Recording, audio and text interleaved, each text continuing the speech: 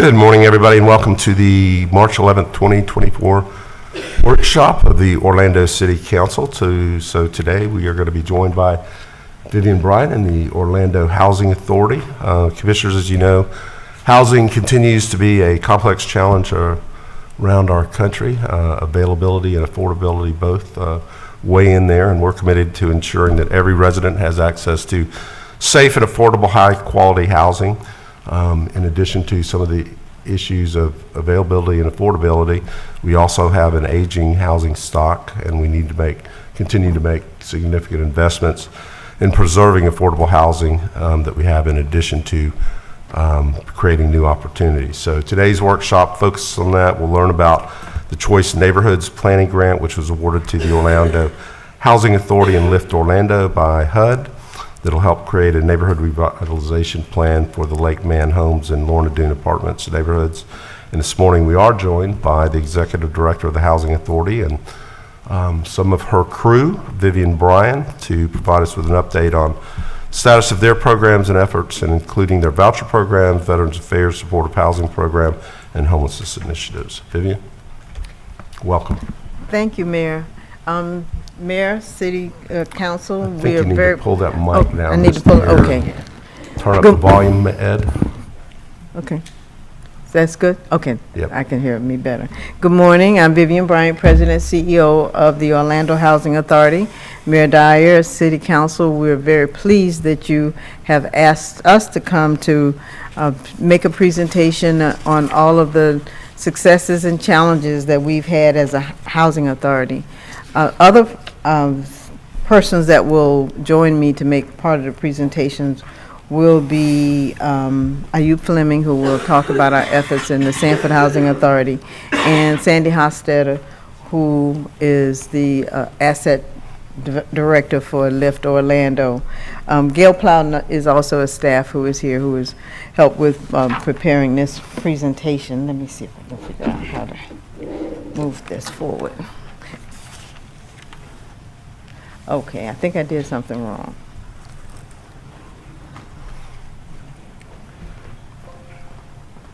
Did it move up? I wanted to go to the next one. Okay. Okay. The Housing Authority mission is included in your packet. I won't read it since you already have it. The next slide shows Orlando Housing Authority is a moving to work agency. That is a special designation of honor that HUD gives to housing authorities. There are 39 legacy moving to work agencies, and the importance of that is that it allows that housing authority, MTW agency, to change HUD rules to meet local needs. There are only, like I said, 39 of the legacy agencies of the 3,400 housing authorities across the United States. One of the rules that we changed for HUD in order to benefit our residents was that we do triennial re-exams. Instead of having residents come in every year to tell us what their income is, we don't check their full income for 3 years. If they have not had any substantial increase in income, we allow them to keep that as a way of building wealth, to become homeowners, and to provide self-sufficiency for themselves and their families. Normal housing authorities cannot do that. Every year the residents have to come in and notify them of any kind of rent increases, and we're able to do that among other activities because we are moving to work. In order to be a moving to work agency, you have to be a high-performing agency, meaning that your properties have scored 90 and above on the HUD's real estate assessment score. And we're very privileged that Orlando Housing Authority has consistently been 90 and above for all of our sites. That's a double-edged sword because we score so high. When it's time to say we would like to demolish a property, HUD looks at us, compares us to other housing authorities, and often will not give us the approval to demolish because our properties have scored so high. Moving to work measures the cost effectiveness, self-sufficiency, and housing choice. These are the goals that a moving to work agency must seek to achieve. HUD often uses moving to work agencies to establish policies that they would like to implement for other housing authorities. For example, the triennial re-exam, which is one I just mentioned, is one of those measures that Orlando Housing Authority tested, and now HUD allows other housing authorities to implement it. The next pie chart shows our breakdown of public housing versus Section 8 programs plus the non-public housing program units that we own. We have 1,315 public housing units. We have 569 non-public housing units, and then we have 44 of 74 Section 8 vouchers that we administer. Now, of that 4474, we maintain 534 of them in the Sanford Housing Authority. In 2010, the HUD asked Orlando Housing Authority to take over the day-to-day operations of the Sanford Housing Authority. We tore down every public housing unit that they had. That was 6 sites. And as a part of the redevelopment of Sanford, we also applied for a Choice Neighborhood planning grant. We were successful in 2010, and we have started to rebuild their public housing. We have 3 of the 6 sites are already rebuilt. There will be an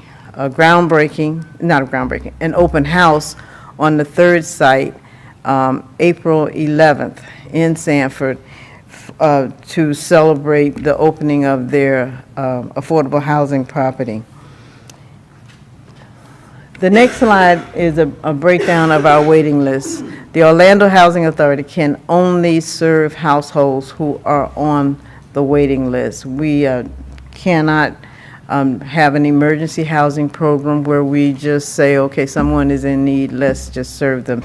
They have to come from the waiting list, and this is a federal requirement.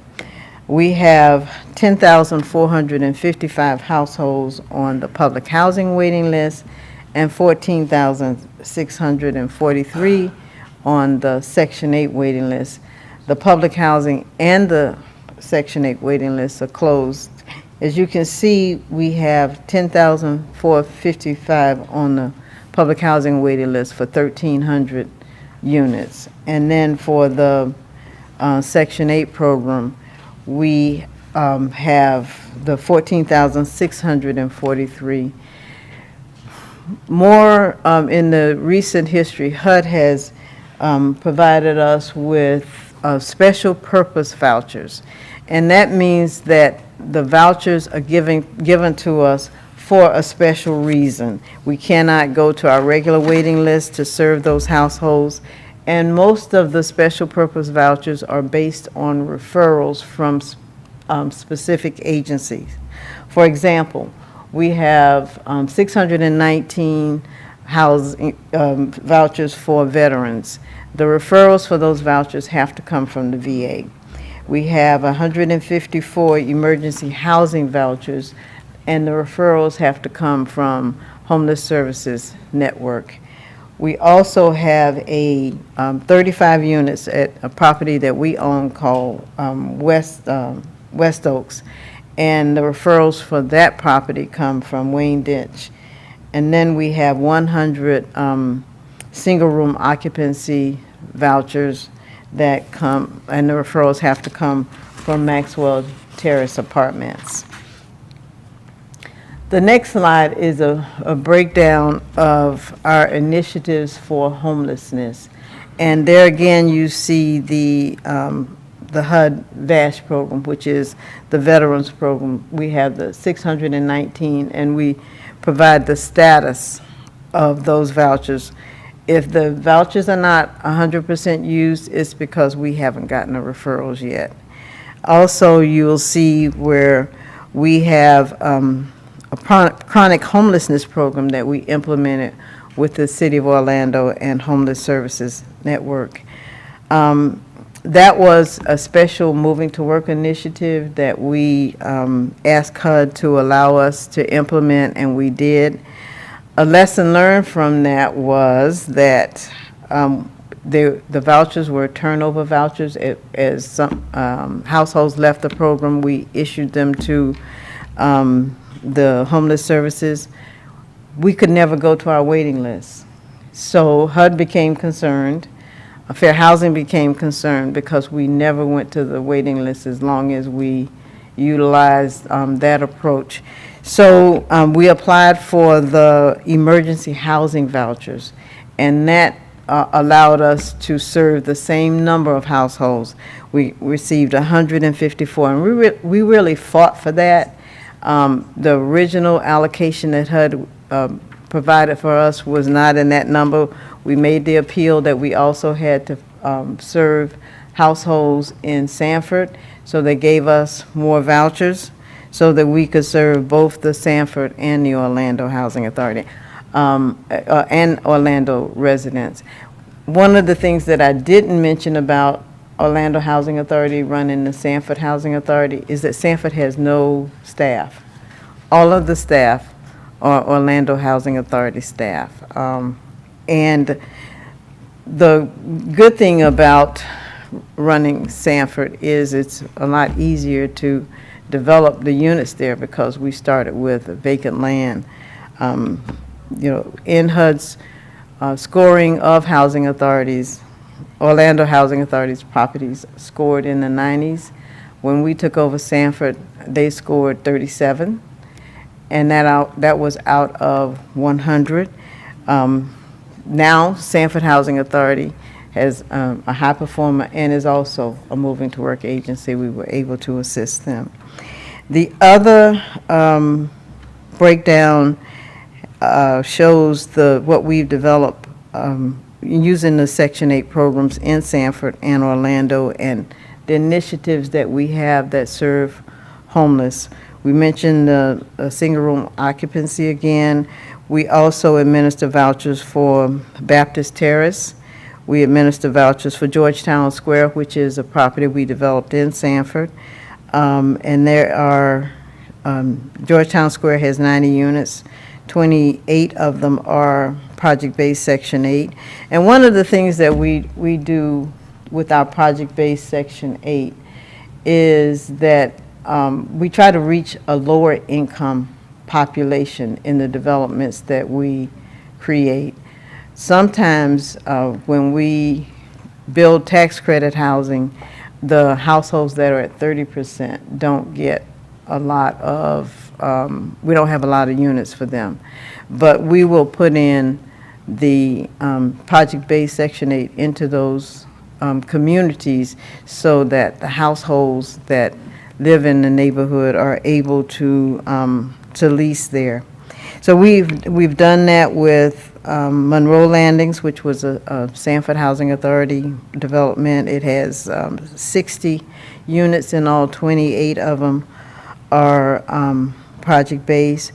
The one that we will open on April, it's already being occupied, is Somerset Landings, and of the 84 units, 63 are project-based. The other initiatives are, we have with the veterans vouchers, we have been able to project-base some of those in 2 apartment complexes that we have a relationship with. The West Oaks Apartments, which is one that we own, Pendana of West Lakes, which is our partnership with Lift Orlando, Warley Park, which is a partnership with Wendover, and Durham Place, Wendover Partners. And then we have partnered with Lift Orlando on Pendana 1 and Pendana 2, and all of those vouchers are leased. Those are just a percentage of the vouchers that are leased in those neighborhoods. The next slide has to do with repositioning of public housing. HUD is getting out of the public housing development business. In November of 2018, all housing authorities across the United States received letters from HUD saying that they could no longer maintain the housing stock because they did not have enough federal funds for public housing. All housing authorities were encouraged to put their public housing on a Section 8 platform. I know you all know this, but I just want to remind you that the difference between public housing and Section 8 is who owns the units. In the public housing program, the housing authority will own the unit. In the Section 8 program, they will be owned by private landlords, and the rent is basically the same for the Section 8 program participant or the public housing residents. It's just a matter of who maintains the units, who gets the subsidy from HUD, and who has to make sure that the units meet housing quality standards. The housing authority still has responsibility to inspect Section 8 units to make sure that the rents are reasonable and to provide services to those residents. One of the things that I did not mention with the Moving to Work program is that we were able to hire a job recruiter that actually helps our households to find jobs. That job recruiter on a weekly basis will find jobs that are currently available to public housing and Section 8 households. Our households work. We serve the working poor unless they're elderly or disabled. If at some point the person loses a job and they let us know, we don't immediately change the rent. We give them an opportunity and the resources to find another job and to provide them with the services. We started out with our public housing residents and then moved on to bring our Section 8 households onto that program so that we truly serve the working poor. You will not find anyone in an Orlando Housing Authority property that pays zero rent. We have a rent floor of $225 that each family member, if it's a family property, if it's elderly or disabled, then it's a $100 minimum rent. But we do encourage our households, if they are able to work, and if they're not able, we have reasonable accommodations that we assist them with. But back to the repositioning. So after HUD told us that they didn't have the monies to support the public housing, the maintenance of the public housing, we looked at our stock. And we submitted to HUD in 2019 our intent to demolish 6 public housing sites. Griffin Park, Reeves Terrace, Lake Man Homes, Murchison Terrace, Lorna Doone Apartments, Ivy Lane Homes. And these 6 were the ones that had the highest maintenance costs. Now, one of the things that HUD does offer us opportunities to take public housing and put them on a Section 8 platform. We were able to do that with Citrus Square Apartments that is in Commissioner Ortiz's district, where it was public housing. It is no longer public housing. It is Section 8. The public housing households live there. Some of them have moved on to private housing, but everyone was accommodated if they were eligible. So with these other tools that we have from HUD, we are encouraged to take the public housing stock and put them on the Section 8 platform. The reason so many of the properties are in the city is because those are the oldest ones that we have in our inventory. So those are the ones that need the most support, and are, even though we've scored well, they're obsolete in terms of today's standards. Oftentimes, they don't meet Americans with Disability Act requirements. The bedrooms are upstairs, and if you have someone in a wheelchair, they can't get upstairs to the unit. That happens with many of our townhouses and our two-story apartments. Often the parking is insufficient, and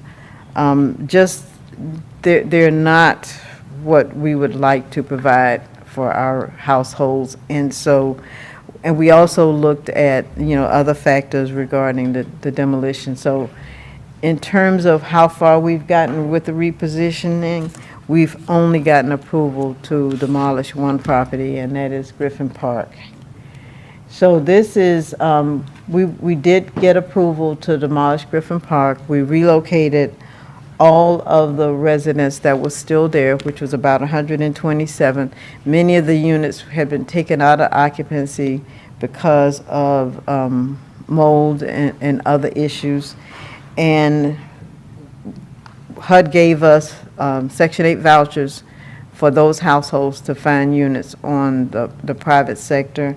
When we rebuild, those households will be able to come back. We also worked with Commissioner Hill and Paramore Oaks to see how many of the households could stay in the neighborhood at Paramore Oaks.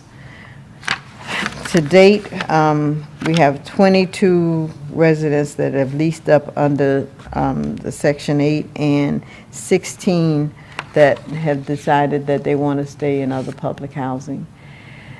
The question may come up, why demolish Griffin Park? Functionally obsolete. The rehab cost exceeds the standards that HUD has provided. The interior spaces are cramped and inconsistent with current living standards. Unlike a private developer that can raise rents in order to make up for any gap in financing, Orlando Housing Authority can't do that. Our residents pay 30% of their income toward housing, and when we serve households that are at 50% of median, that 30% is not a lot of money. HUD provides us with about half of the money that we need to manage the public housing program. The other half has to come from rents. Congress controls the HUD budget, and often HUD is only funded at 84% of what they present to Congress as a need. So unlike the Section 8 program where Congress will fund the need at 99%, housing authorities for public housing only get a fraction of that. The other negative feature of Griffin Park is it's under the expressway. When I-4 expanded, it expanded right over many of the units. There is such a need and a desire to preserve the history of Griffin Park that we are looking at ways that we can preserve that history, working with HUD, working with the state Department of Historic Preservation. So in the demolition, we would save 2 buildings, have consultation with community residents, convert the administration building to like a museum. And these are just some of the ideas. We still need to work with the community on what will happen with historic preservation of Griffin Park. It was built in 1941, and there are serious problems. It's rock solid, but the mold and mildew just consume it, and we do air quality studies before we move anybody in. It would take about a month or 2 before residents would start to complain that their children had asthma or some other reason that that we could not solve because of the nature of the structure. We want to make sure that the residents in the surrounding neighborhood and the former Griffin Park residents feel good about how we preserve the history. We will start working with them on that. It's my understanding that by the end of May, we will have gone through the permitting process and so that we can demolish it. We got permit? Plans are approved. Okay. So we have a pre-bid tomorrow, actually. Okay, so good news, we have a pre-bid tomorrow on Griffin Park. The plans were approved by the city. So, this is just a concept that we asked the architect to provide for us. It has the units pushed back from the expressway, and this is just a concept. Architects do concepts so that we have something to look at, something to dream about. We've met with Griffin Park residents that we relocated to ask them what they would like to see. They are either in other public housing or in private housing, but we know where they are, and we will continue to work with them on the redevelopment of Griffin Park. The Orlando Housing Authority has other initiatives that we have implemented in redevelopment. One is, we mentioned that we manage the Sanford Housing Authority, and we successfully completed a choice neighborhood plan. Now, Choice Neighborhood is what the partnership that we have with Lift Orlando, where we are looking at the community surrounding Lake Man and Lorna Doone. The difference between what we did so far at Carver Park and what we've done at Hampton Park, where our administrative offices is, those were redevelopment of a public housing site, not the entire neighborhood. So Choice Neighborhood looks at the neighborhood revitalization and redevelopment around the public housing sites, wherein the Hope Sixes that we completed just focus on the public housing sites. So I'm going to ask our partner, Sandy Hostetter, to talk with you, to present to you our efforts with the Choice Neighborhood that we are proposing for the West Lakes and Lake Man neighborhoods. We are very pleased, and we believe that we complement each other in our experience and what we're doing, and that while it's just beginning, that it will be a very successful transformation of these neighborhoods. So, Sandy, I can do the clicker for you if you want me to, or... Welcome, Sandy. I guess this is kind of timely, given you just had the kickoff. That's right, we weeks ago. did. Thank you, Mayor. Good morning, Mayor and Commissioners. We did. Last week? I'm trying to. Yes, Yeah, it was last last week. week, yeah. We had our official HUD visit on right around September 23rd. We had, in partnership, Lift Orlando and the Orlando Housing Authority. And I also want to make sure it's clear here, too, the third partner is the City of Orlando. That's one of the requirements of Choice, is that it really requires the municipality in which the property sits to be engaged and part of the process right from the very beginning. And of course, the most important partner would be the residents in this community, because this is 100% resident-led. So we're super excited about this win. The Choice Neighborhoods is a two-part grant process, and the way it works is we applied first for a $500,000 planning grant, and that is a 2-year period if you win. Very prescriptive, as you might think. It's driven by HUD, so they have a long list of requirements that we have to hit. And we are about 6 months, not quite, about 6 months into that process now, and have been really busy over the last couple of weeks because we're getting into now the community engagement part. As you can see, this is a map of the area that we are serving under Choice. It includes LIFT's original footprint on the on the east side.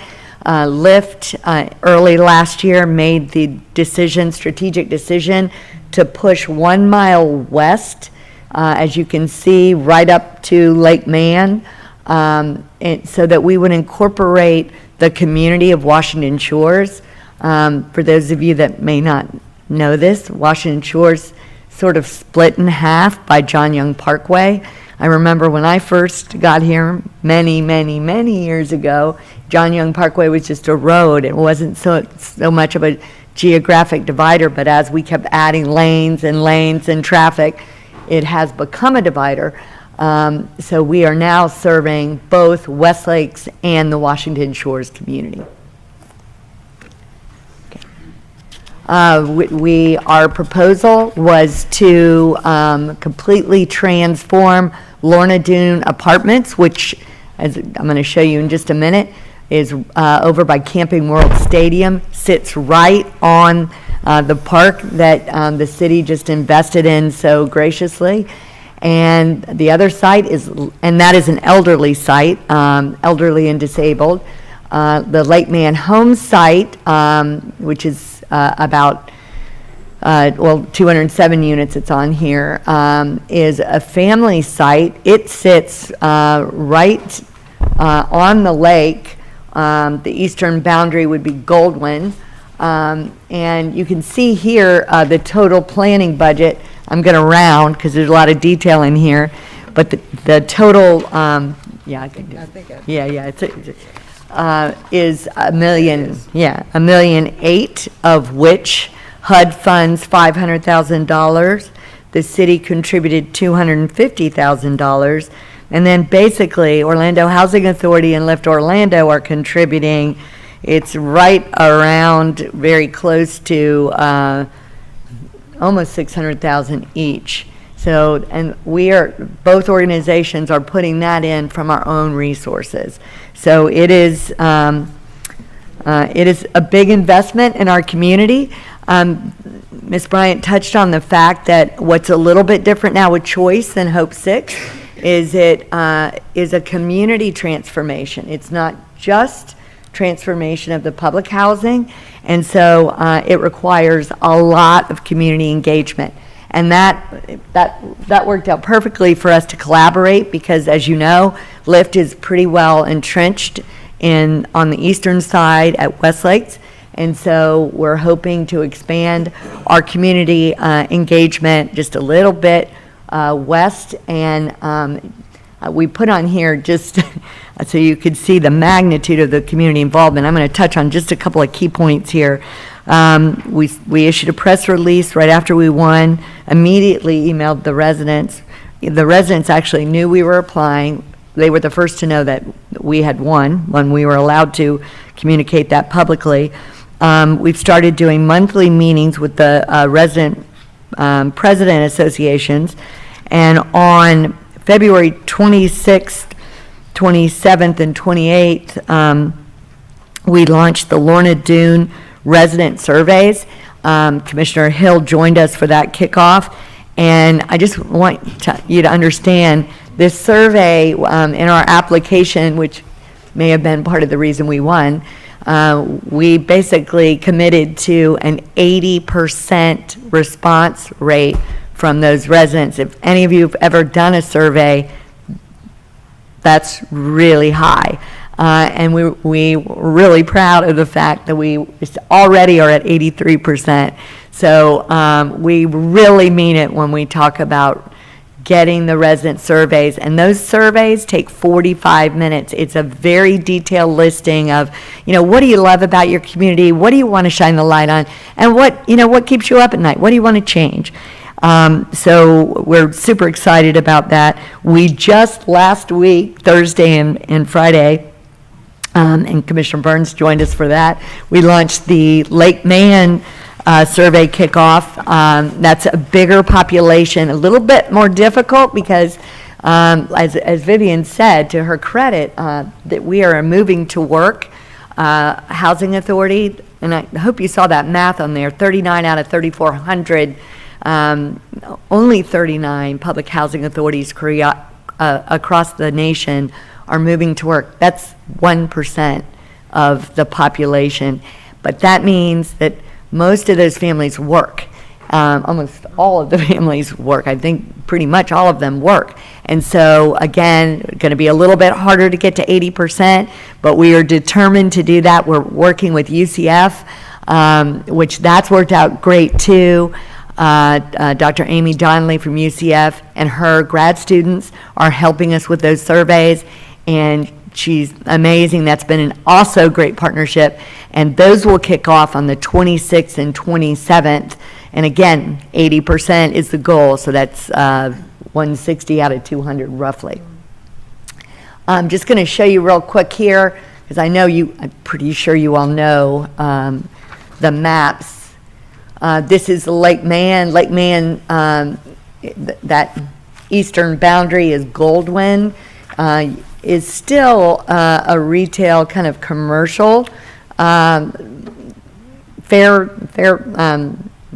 street there, right across from the Housing Authority. The fire department is on the northern corner, so just to give you some boundaries.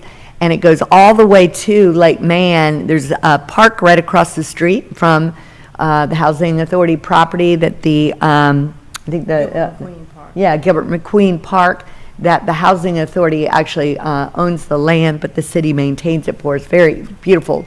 This could just be a spectacular development here. A lot of land, I think 40 acres in total. So it is spread out, very low density.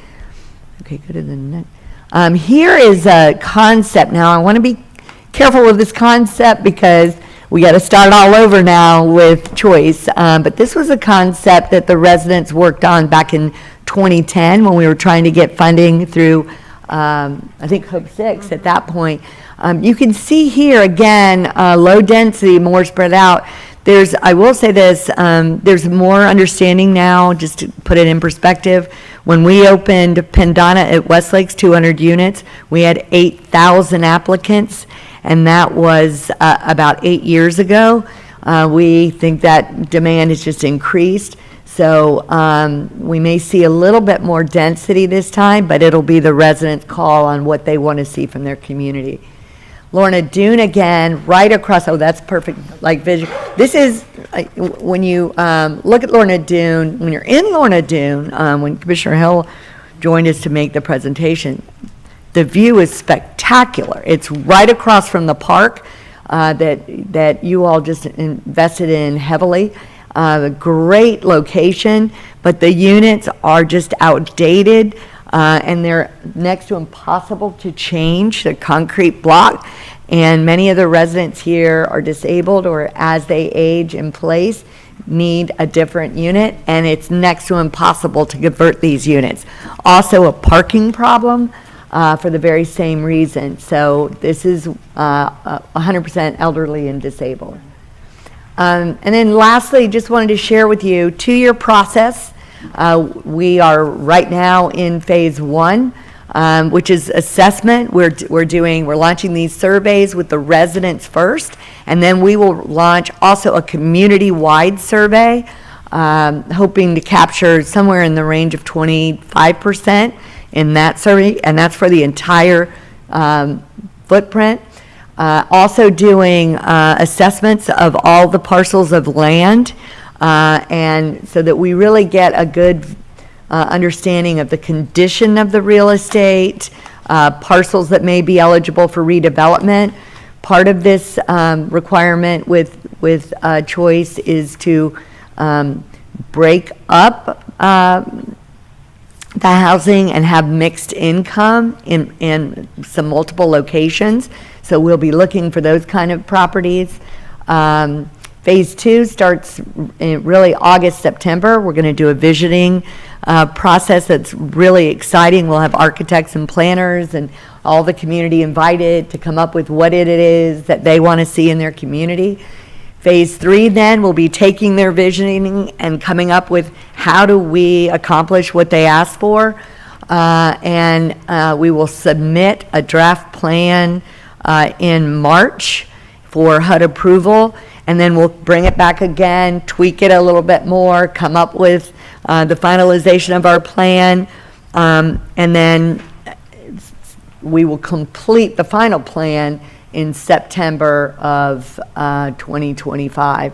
I want you to know that from the very beginning, our intention was to always go for the second phase of this grant. Remember, I told you it was a two-part process. One is to win the $500,000, which we did, but the bigger prize is $50 million, which is an implementation grant.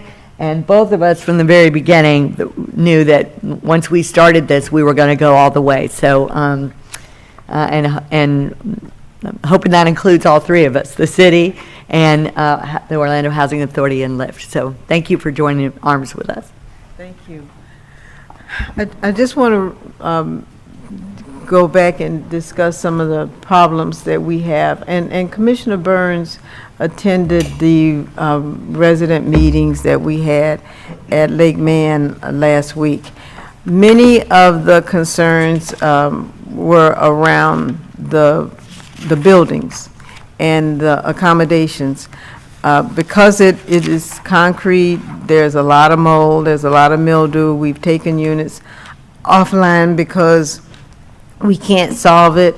We have buildings with termites. It was built in 1951, and Lake Man is our largest public housing, will be our largest public housing site that we have with the 207 units. Murchison Terrace would be the next largest one that the Orlando Housing Authority has.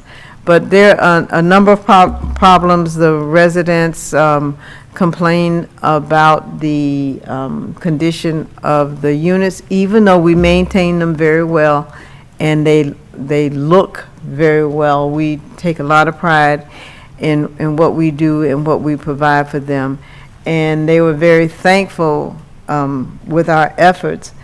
But like Lorna Doone, they're obsolete. And we want to do better for our residents. We want them to have quality accommodations, and if we are successful in getting the demolition approval, then we are able to give the households Section 8 vouchers so that they can be relocated temporarily. And temporarily, I don't want you to say, well, temporary, that's 6 months, it may be years.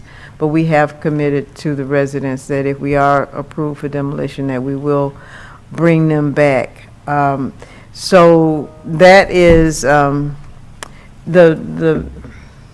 rendering that you saw. That was the last one that we did, where we actually asked the residents, what would you like to see? When we applied for 2 Hope 6s that were not successful, and then when we were not successful with the Hope 6s, we applied for a demolition only application, where we would not have the monies to rebuild, but we would still demolish and then search for monies to rebuild. So we put that slide in there because that one is the last one that residents approved of. And Lorna Doone has some significant problems, like Sandy said. Of the 104 units, 60 of them are efficiencies. Those were fine when Lorna Doone was built in 1970, but many of our households have aged in place, and they need live-in aids. So those 60 zero-bedroom units cannot accommodate the elderly person and a live-in aid. So then we have to move them. So that means that it increases our vacancies, because we have to find another public housing unit for them. And those 60 units are not, are often vacant because we are moving them out, and then we have to, do the maintenance on the units to move somebody else in. In addition, because it is elderly, there are residents request a reasonable accommodation for their own parking space. So I would say 80% of the parking spaces at Lorna Doone are assigned to a resident as a reasonable accommodation. So, because they can't walk from the building to their cars safely. Safely without falling. So that's part of the problem with Lorna Doone, in addition to just the obsolescence.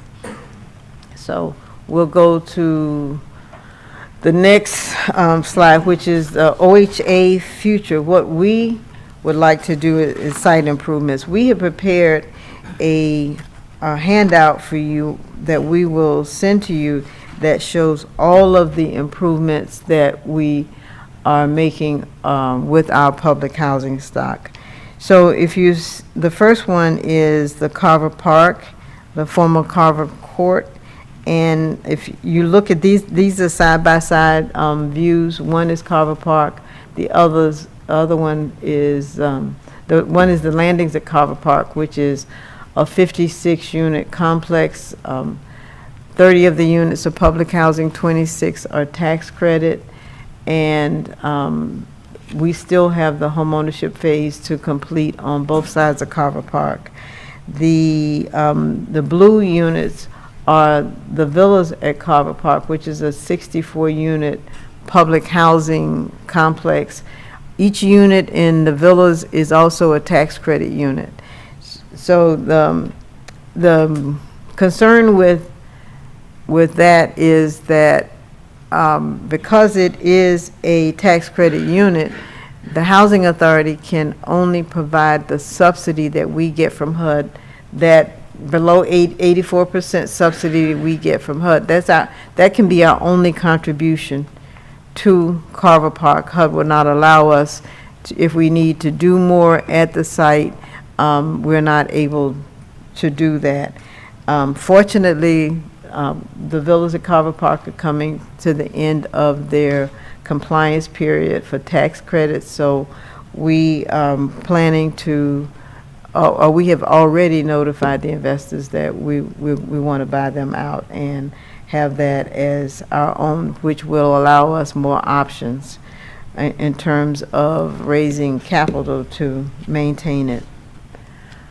The next property, and these are the next properties that you'll see, are our non-public housing properties. There's not a picture of West Oaks. It would be the one from where I'm standing to the left, where it is approximately 200 units of mostly one-bedroom apartments, and it's located on Hiawassee and Colonial. Most folks don't know that we even own West Oaks. We don't manage it ourselves. Mr. Fleming, who is our asset manager of our non-public housing and non-public housing property, is coordinates with the management company, Stevenson and Moore, to make sure that the property is maintained. The second property, which is also not public housing, is Antioch Manor. It's 100 units on W.D. Judge Road, and it is elderly only. And this was another area where HUD asked the Orlando Housing Authority to come in and take over a property. Normally, a housing authority cannot own a Section 202 property, which is designated for elderly only. But we were asked by HUD to take over the operation and management of Antioch Manor. It is a desirable property. It has, the bus goes right through the property, and there's some vacant land that's attached to it that we do plan to develop. Our next initiatives, and at the top of this one, you'll have Jackson Court and Division Oaks, which is across the street from the basketball stadium. And then we have Johnson Manor Apartments, which is in Commissioner Ortiz's district. And we're doing many things in our, especially in our senior properties where there's only one elevator. Johnson Manor has a generator, so when there's a storm, we can operate the one elevator, but if it goes down, the residents can't get down from the fourth floor. So we're installing elevators, additional elevators in our senior properties.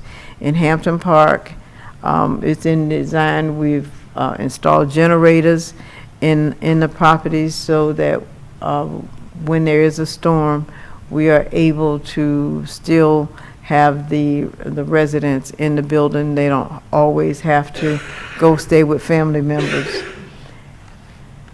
Citrus Square, we talked about Citrus Square, that it was formerly public housing. It is 87 units, and it was public housing, and it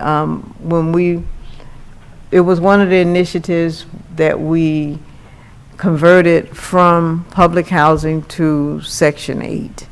And so now it is project-based. Section 8 is under the rental assistance demonstration program that HUD has, where we are able to convert public housing properties to Section 8. We had looked at this particular program for our other properties. We took a bath on this one, to be honest, and the bath was because in the early years when HUD introduced the rental assistance demonstration, the only monies they would give the housing authority is the subsidy, the 84% that they would get from Congress, and that was not enough to support debt. So in converting Citrus Square, we had to get a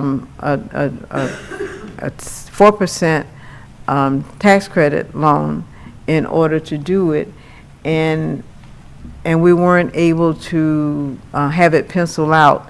So the Orlando Housing Authority had to put in a lot of Section 8 vouchers of its own, not the ones from HUD, in order to make it cash flow, because it just would not, and that was a problem all over the United States. So it is in good shape now. It is cash flowing, but we did have to take a lot of our Section 8 to make that happen. So the next section will deal with what do we see as the future in terms of what we want to do. We want to finish the homeownership at Carver Park. When we started with the Carver Park Hope 6, it was $18 million, and then we found that we had soil impacts. So the original amount of monies that we had would have done the construction and provided subsidy for the homeowners. If we wanted to develop Carver Park as market rate, it would have been done a long time ago. That was not our goal. In order to make it affordable to low-income households, like we did at Hampton Park, there is a need to subsidize the mortgages for the low-income households. That's not to say we would provide funds for households who should not have been home buyers. It's the reality that in order to reach that population, there is a need for additional subsidy. Once we found out that there were impacts with the soil, the monies that we had planned for the grants, we had to use in order to remediate the soil. Fortunately and unfortunately, we had started working with the CRA, with Thomas Chapman, on a strategy for Carver Park, and, unfortunately, he has passed, but that doesn't mean that we're not going to continue with our plan, and we thank the city for stepping up to provide the grants that we need to make the units affordable to low-income families. So we're back on track now, working with the CRA to finish Carver Park. This is a design of what the site will look like. The items in red are the homeownership units that are not completed, that we plan to complete as soon as we can finish with our negotiations with city CRA. Hampton Park is in the Milk District in Commissioner Sheehan's area, and we have some vacant land that's right next to our offices. We plan to develop that into mixed-use, commercial, and residential. We recently did a request for proposals for invitation for bids. I get the IFB and sometimes confuses invitation for bids for the developer who would help us with the redevelopment of the activities that we have not completed. And we are negotiating with 2 developers now. I would not like to say more about that since we are in negotiation phase, and a public records request would give them our strategy. So we have selected 2 master developers to work with us on developing the sites that we plan to develop in the future, including the site at Hampton Park that is next to our offices. We also are looking at Jackson Court and seeing how we may be able to keep up with what's going on in the downtown area to make this housing more compatible with what's going on and provide better housing for our residents that are already there.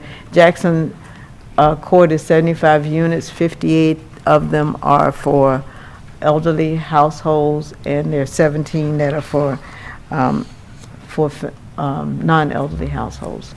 And we mentioned Antioch Manor, that is on W.D. Judd Road. There is some land that is attached to that we are looking to redevelop.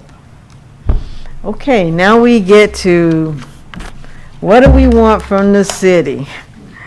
And what we would like is, in order for us to compete for 9% tax credits, which are easier for the housing authority to provide affordable housing to lower income population, we need the city's support when it comes to our tax credit application to the state of Florida. So we would like to have a priority for that. That is the second one. The first item that we want is we want to be able to, there's some land that's next to Griffin Park that with the new street configuration, we'd like to be able to be considered for that land. It's where the ramp came down, and we're very pleased that that ramp came down because it does bring Griffin Park back into the community. A few years ago, when FDOT expanded I-4, we negotiated with them and we asked them, they told us that they were going to bring that ramp down. In the past, Griffin Park was a triangle right at I-4 and Gore, and all of the public housing was encapsulated, so to speak. Now that ramp is gone, the Griffin Park community can be incorporated back into Paramore, and we believe we could do something really spectacular, really wow, in addition to the historic preservation that we plan to implement at Griffin Park. The other thing that we would like is support from the city on our historic preservation pieces, Griffin Park, and we also, the city is a partner with the Lake Man and Lorna Doone. So those are the things that we would like from the city. I'm going to turn the presentation over to Mr. Ayub Fleming, and he is the interim executive director for what we've done in Sanford. We just want to show you how we've been able to work in Sanford. One of the differences between why we could do so much in Sanford that we couldn't do in Orlando, we tore down everything Sanford had at one time. So when we started to rebuild, everything was vacant land. And we didn't have to, because Sanford had a score that was so low, HUD actually helped us with the application to demolish all of the public housing at Sanford. So it was so much easier for us to relocate all the residents, tear down all the buildings, where in Orlando, we're doing it one at a time. And because our scores in the public housing for Orlando are in the 90s, it's not as easy for us to get permission to demolish those units. So with Sanford, we started in 2010. We were able to relocate all of the households, demolish all of the properties, and now we have rebuilt 3 of them, 3 of their 6. We applied for the Choice Neighborhood Planning Grant. We completed the grant. It was a resident-driven grant. The residents told us what they wanted, and now we're implementing the requests of the residents by rebuilding the public housing. They wanted one of the properties to become part of the park, and if I say too much more, I'm gonna take all of Mr. Fleming's presentation. So no, he's telling me to go on. So Ayub Fleming, he's our interim executive director in Sanford. He is the vice president at the Orlando Housing Authority. Thank you, Ms. Bryant. Okay. I will keep my comments brief. Good morning, Commissioners. The Sanford Housing Authority, we did start working in Sanford in July 2010 at the request of the local Congressman Corrine Brown, as well as HUD itself. Earlier that year, in May 2010, the Sanford Housing Authority was found to be insolvent and could no longer keep their housing in repair, and all their housing had fallen into disrepair as uninhabitable. So we did enter a day-to-day management contract with the Sanford Housing Authority in August 2010. By October, we were only supposed to be there for 3 months. HUD came back and said, You got the clicker, or you want me to do it? I'm sorry, I'm reading off my notes. By November 2010, we were supposed to be there for 3 months and help them find a new executive director. We were asked or voluntold to stay in Sanford, and we've been there for over 13 years since. HUD did come back, as Ms. Bryant said, and asked us to not only tear down the housing, but they assisted us in filing 5 natural disaster grants, which is capital funds, and that was for Lake Monroe, Calvin Moden, Edward Higgins, Castleberry, and William Clark. Reading Gardens, which was their last senior property, they said it was not in disrepair enough to tear it down at the time. But once we got into it and we did an assessment, and with Sanford being insolvent and not having the funds, they did come back and ask us to tear down Reading Gardens as well. So between 2010 and 2014, we did relocate about 411 families from public housing onto Section 8, and that's a full relocation of physically having to move the families and having to qualify them, moving on to a Section 8 platform, as well as help them find units in the marketplace. So it was quite a task to do that. And so when we got to 2014, the last site, Castle Brewer, still had 6 units on it they did not allow us to demolish. So that site was still existing while we had 6 residents living at that site. In the meantime, we did have 3 years worth of financial audits that had to be completed, and we had 2 OIG, Office Inspector General, investigations that we had to assist them to do on the Sanford Housing Authority. One was a financial audit, and another was an investigative audit on the former executive director and staff. OHA did apply for all the demolition applications through the Special Assessment Center. We were granted the approval to tear down all the sites, and those were torn down by 2014. We started Castle Brewer in 2015 because those 6 residents were still living on the site. In 2015, the Orlando Housing Authority did apply for a HUD Choice Neighborhoods Planning Grant. We were awarded that, as well as Gardner Capital coming on as our master developer. We were awarded both the HUD Choice Neighborhood Planning Grant and our first 9% tax credit allocation, both in 2016, a month apart. So it was a great time of celebration for the Sanford Housing Authority during that time. Reading Gardens, which was our first site that was rebuilt, and it was 100 units former.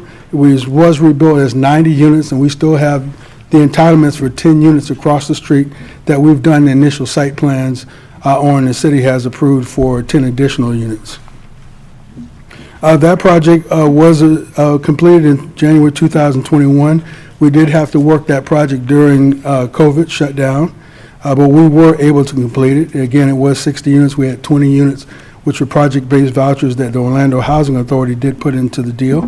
And we did move on with Wendover Housing Partners, was our next development, which was Monroe Landings, which was 100 units, and we built it back in 2 different phases as 144 units. We did get a $2.8 million sale fund, which is state apartment incentive loan that we got. The Sanford Housing Authority, by that time, was able to put $1.26 million into that deal. And so right now, our first phase, which was 60 units, was put back with 20 project-based vouchers. The second phase, which was 84 units, was put back with 63 Section 8 vouchers from the Orlando Housing Authority. So all in all, in our redevelopment efforts, and once we finished Choice Neighborhood, we decided not to go for an implementation grant and have already put back more than $50 million into the historic Goldsboro and the city of Sanford neighborhoods. We're planning 3 more developments: Edward Higgins, Cowan Moten, and Castle Brewer would be our next developments, as well as Ms. Bryan mentioned, William Clark, which through the CNI process, the community said they wanted to see amenities. That property actually backs up to the Boys and Girls Club there in Sanford, and so they needed ball fields and track and different amenities like that that the city is going to pay for. So we have submitted a disposition application to the U.S. Department of HUD to give us permission to move forward with that sale. That has been submitted, and we hope to have that approved within the next 60 days. So with those developments, Castle Brewer is going to have rental properties as well as home ownership, and both Edward Higgins and Cowan Moten will be about 160 units of additional family rental units. So that completes our development. We have become a high performer, as Ms. Bryan mentioned. We are now an MTW agency, and our focus is asset building for the residents. So we've completed half of the redevelopment of all the sites. The next site will be sold again to the city for community amenities. And we're working with Wendover on the next 3 sites, which are Edward Higgins, Cowan Moten, and Castle Brewer. So thank you for your time. Those are some of the details Ms. Bryant mentioned. So we wanted to show you some pictures of before and after for the Sanford properties that we tore down and what we have rebuilt there. We're almost finished. Well, I guess we're about halfway through with what we need to do in Sanford. So now, we decided not to go for the choice neighborhood because one of the criteria focused on what was coming up in the future. We had done so much with what we'd already redeveloped that we didn't have a lot of blight in Sanford anymore because we tore down all of their public housing, and the focus of the Choice Neighborhood Implementation Grant is the redevelopment of public housing. And since we are not proposing any more public housing for Sanford, we just advise the city not to spend the money for what we thought might not be successful. So we're implementing what Sanford had approved and rebuilding the properties that they had. So that completes our presentation, and we're open to any questions that you have. Okay, thank you, Vivian. I do have several commissioners that would like to weigh in, and Commissioner Sheen is first up, and then Commissioner Hill. Thank you, Mayor Dyer, and thank you, Ms. Bryant, but this last slide just crystallizes my concern. Former Lake Monroe Apartments, 100 units, family public housing. Monroe Landings redevelopment, 60 units. We went from 100 units of affordable down to 60. No. And I understand people want amenities, they have a swimming pool, but do we really need to prioritize swimming pools over public housing? I don't understand why we're putting swimming pools in, and my concern, and I'm having a hard time figuring out the number of units here, because I'm looking at the number of units that's proposed for Lake Man, okay? So we have less than 200 units per property of our affordable housing. And this whole mixed use idea of providing access to well-functioning services, schools, public assets, and transportation. The public housing in my district is surrounded by all those amenities. You don't need to do mixed use in order to do that. We need more affordable units. We don't need mixed units. And I see the Milk District and Hampton Park proposing mixed use. And I'm like, there's $500,000 homes within a stone's throw all around those neighborhoods. We don't need more market rate in Milk District. We need affordable housing and workforce housing for people that really need it. And everybody keeps saying to me, well, you know, we need to bring in mixed use. And I don't mind the mixed use commercial if that's going to help offset it. But why have mixed use commercial and mixed use rentals? This is my frustration. It just makes my head want to explode. We have 10,455 people on a waiting list for public housing. We have, for Section 8, 14,643. We're pouring millions and millions and millions of dollars in redeveloping these sites. And at Lake Man, I can't tell from the I've been trying to do the math with the charts. We're either losing 42 units or we're gaining 18. I really can't tell. But are we really going to solve the affordable housing units by either losing 42 or gaining 18 units? We're redeveloping the entire site, and all we're getting is less than a dozen. If you let us explain, you'll understand that the CNI. Come to the mic, Vivian. I'm sorry. The choice neighborhood requires one-for-one replacement, so we cannot reduce the number of units. I'll let Mr. Fleming explain. The Lake Monroe property was what, 17 acres? About 10. About 10 acres. We broke it up into different sections. We're not finished. There are 2 more sites that need to be developed. So we've done, well, you can explain how Lake Monroe. But Ms. Bryant, we're doing one for one. We're not gaining any, and we have a waiting list of almost 14,000 people. How are we going to solve the problem if we're not? I mean, I'm not fussing at you because you don't have enough money. I understand that. So I'm saying is, why aren't we advocating for more funding from the federal government instead of you getting funded at 85%? Because we are not going to get out of this problem with one for one because we're already at a deficit of 15,000. Okay, I'll let Mr. Fleming explain. It will be more units. That's where I'm coming from, is even if there's an extra 20 or 30 units, why are we pouring millions and millions of dollars into getting less than 100 units? Isn't there a better way? I mean, it just seems to me, I have a passion for this because, I mean, a lot of people say, why is that rich white girl so concerned about this? I grew up in poverty, and a lot of people don't know that. And I had a hard time when I grew up, and education was my way to get out of poverty. But there are not the kinds of, and I worked in a factory to work my way through school, there are not cheap apartments like I got when I was working my factory job to work my way through college. There aren't these opportunities for people now. So I understand that there's a lot to put all on y'all and the housing authority, but my concern is that we're not building enough to, not only not to keep up, we're not getting enough. And if we need to get more federal dollars to do the rehabilitations or whatever we need to do, that's what we need to be doing. We can't do more with less. That's not how it works. And like I say, my frustration here is, we're just barely breaking even, if not losing housing stock. And that's, we're never going to be able to get out of this situation with the way that with the way that this is happening.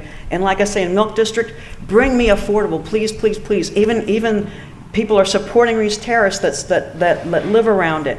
People want to see more affordable housing. We don't need mixed rate. We have a lot of really expensive housing in my district. We need affordable housing for the people, for the school teachers that they can't even afford the rents on my own street. I've seen my own street change in terms of the rental properties that are available. School teachers, the bartenders, all my cool neighbors are gone because they cannot afford the rents. And this is why I'm very passionate about this, and why, I understand you're doing what you can with what you have. But it's not good enough. We need to be going for more for the federal government. And please, please, please don't bring me mixed use. I don't need any more market rates in District 4. I need affordable housing in District 4. Thanks, Mayor. That's all I have. Yeah, okay. Okay, speaking specifically about Lake Monroe, it was 100 units. We put back 144 units. The first phase, which was Monroe Landing, was 60 units. The second phase, which is Somerset Landing, has been completed. We are leasing it up. Our grand opening is April 11th. That's 84 units. That's 144 units put back. Has a lot to do with density and the city's zoning and what they will allow. But we put back as many units as we could afford through the financing, and they're 100% affordable. We have 20 project-based vouchers on the first section. We have 63 on the I second think the section. All commissioner's of them more capped at concerned about 60%. the projects in her district versus I- Sanford. Well, but I did use that No, I as an understand example but the other thing is that the charts here are very difficult to read in terms of how many units you are building and have proposed and want to do. I think this is great, but at the end of the day, I think we're concerned about the numbers, and we want to see more affordable housing built. And if it's an issue of zoning and everything like that, then fine, let's work with our staff to figure out a way to get that zoning where you need it to where you can do the density. But, And we hear you, and that's what we intend to do. We just mentioned that we just did an RFP for a master developer. That master developer is going to work with us, work with you, work with the community on what should go in all of these properties that we have. but I saw some of the surveys, and they're like, do you want larger closets? And of course, everybody's going to say they want larger closets. But are we going to have larger closets and have less units available for people? Those are the kinds of Right. things that concern me. Do you want to have a movie theater on site? Well, let me just say that, Rather than having a movie theater, I'd rather have one unit of affordable housing available to help a family. these surveys came from the residents. They're not anything that the Orlando Housing Authority has done. And like Sandy mentioned, we always go to the residents and ask them first, what do you want? What is your vision? Then we also tell them, we will consider everything that you tell us. You may not get what you asked us for, but we will try to provide it. So these surveys came from the actual residents who live in the public housing right now, and that's where we start.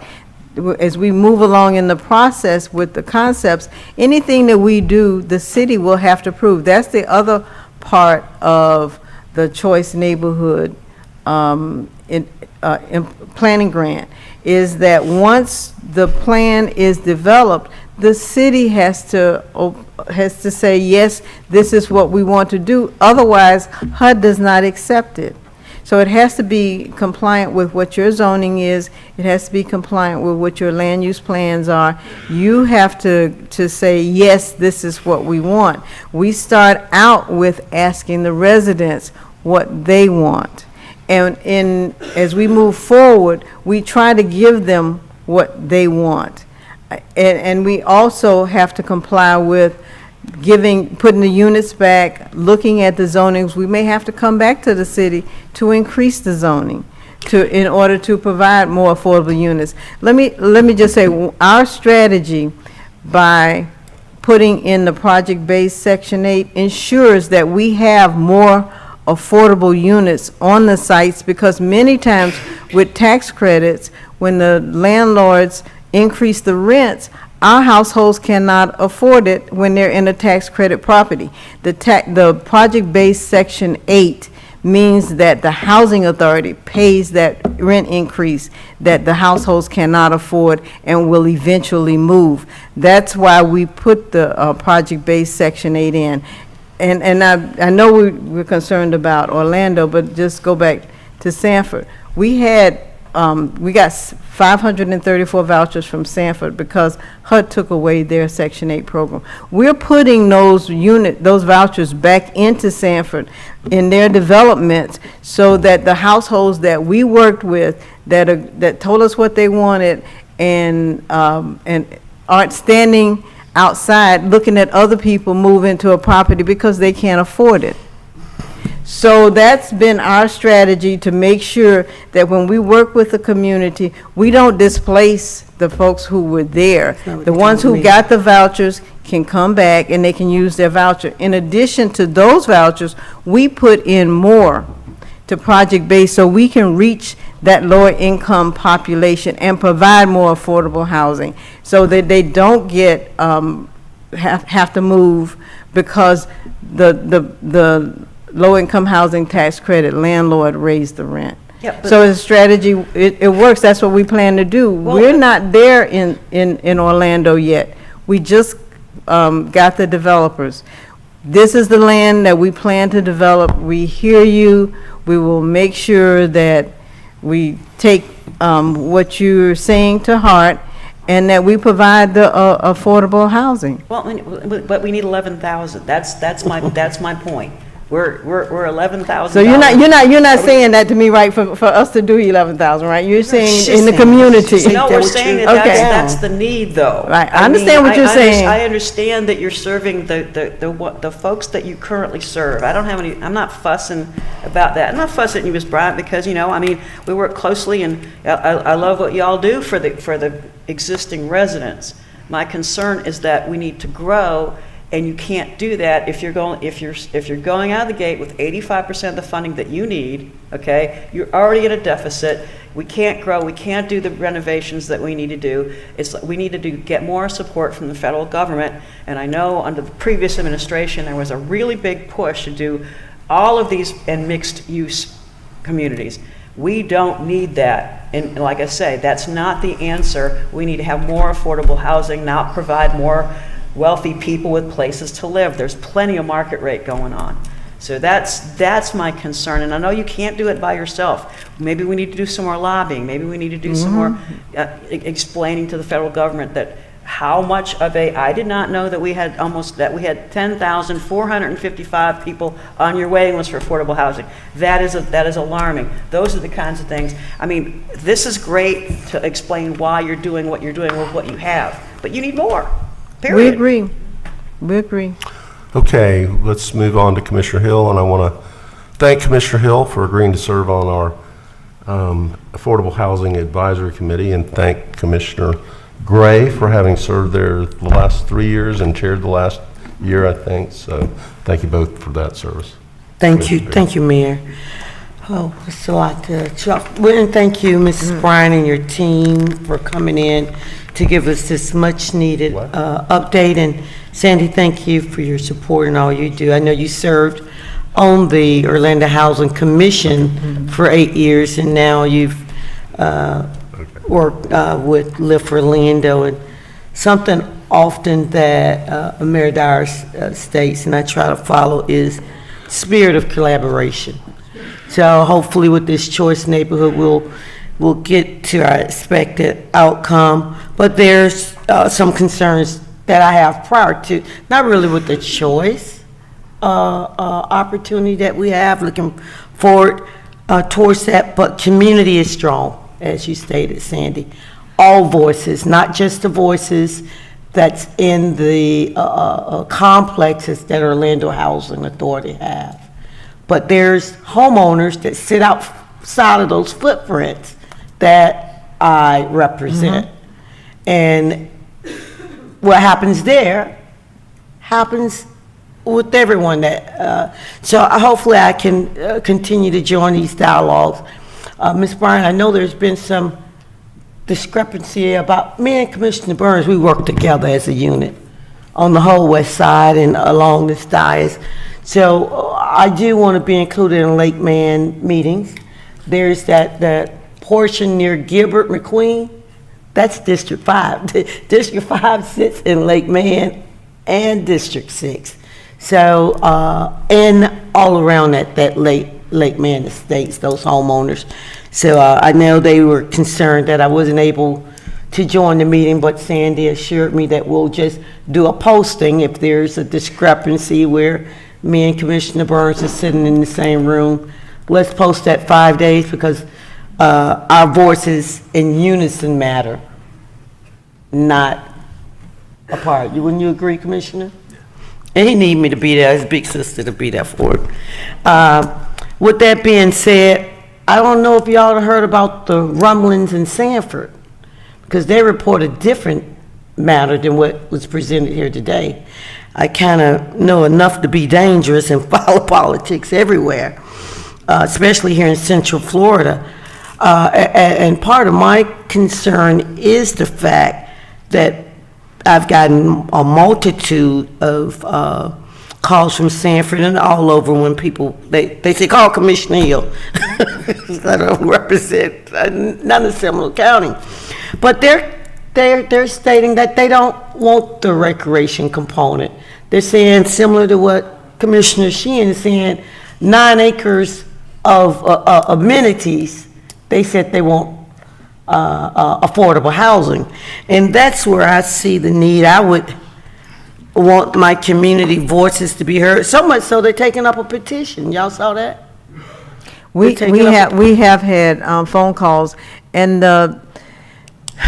one of the features of the choice neighborhood And I is that. get that. I guess when you come in to represent the people, let's be a little bit more accurate when we're getting the information. Because that's not what Sanford is saying. Well, let's say that the process involved folks who were from the community being invited to the meetings and then voting on what they wanted. That went to city council. The city council adopted that plan, and that went to HUD, and HUD adopted that plan. Not only did the city council adopt a plan, they changed the land use. Yeah. I'm not gonna fight their battles. I was just. Yeah, but I'm saying, once that's done, then we don't go back and say, well, we're not gonna do that after the city council has voted on it and said, this is what we want, Okay. and folks come up, 3 years That's fair later and enough. That say, was well, we 15 didn't years want ago. that. So That's that's fair the same enough. thing I'm that's not- gonna happen here. So yeah, here, hopefully that we'll reassess if we pass something today and then 15 years later, it might be a different state. It may be. Because I know 15 years later, it wasn't an affordable housing crisis like we have today. So it's always good to go back and reassess, but Sanford battles aren't the battles for this day. I was just mentioning it since No, they've I called saw a firestorm that's going on over there regarding those fields. There's a website, www.choosegoldsboro.org. That's the plan that was adopted by the city council, that the residents created, adopted by the city council, went to HUD. And then the city changed all of its land uses, et cetera, to implement that plan. Okay. I guess the Griffin Park component, and I saw the axe there for more land. I guess my thoughts is, what are we gonna do with Griffin Park? You did an axe for more land, but we don't have a budget or a plan or a drawing on what we're gonna do with Griffin Park, because those places those residents have, thank God you had vouchers, but displaced. And when I say displaced, there's nowhere in the city or county where a child growing up in Paramore can have all of the resources that Mayor Dyer has put in place with our Kid Zone. Harris Rosen has put in place where every child goes to college free.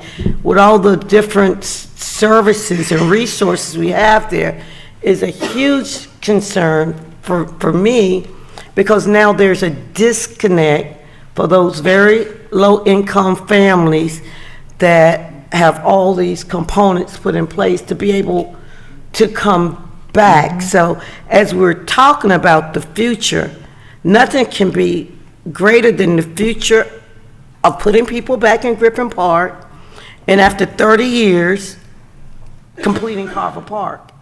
So to me, to talk about more land without developing land that now we've taken out of the affordable housing component, and then some that we took over 25 years ago. I would like to know more as we move forward about that plan before the acts come for development of more land. Nothing hurts my feelings more than to see something landlocked.